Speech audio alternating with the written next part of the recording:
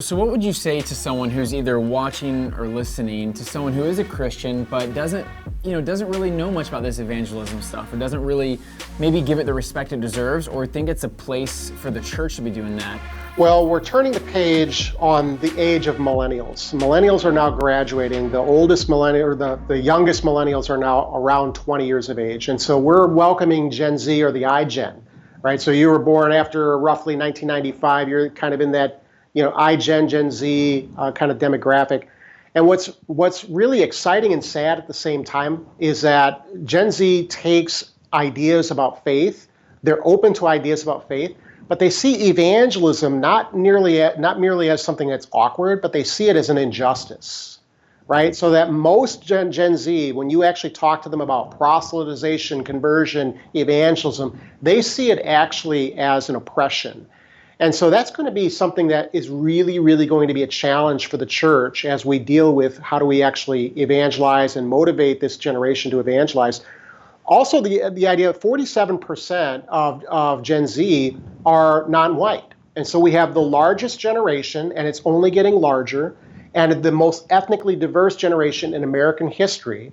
And they are insisting on integration, inclusion, those kinds of themes, but they also see evangelism as an oppression, as an evil. And so I'm not going to lie that the challenges for evangelism are only going to get harder and harder, particularly for those people who are just kind of on the fringe, on the border. But those who are committed Christians don't really see the need for evangelism. And I think it's because they're only looking at evangelism as a matter of ideas. Like if we can just get the ideas of the Bible in people. But again, let's go back to that transformed life. Right, so I've been preaching around the country all semester, and we're coming to the end of this semester, conferences and on campuses.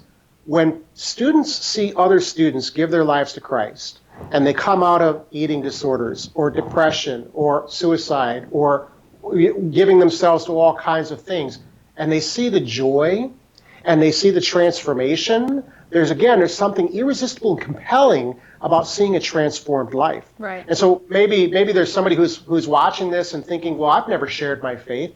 And the question is, why not? Why hold back the thing that you have that can actually complete somebody's story, that can actually give them that next, the next chapter of the story that God has written for them, right? So oftentimes we think about evangelism as merely saving people from the hell to come, and we forget that evangelism actually also saves people from the hell that's now.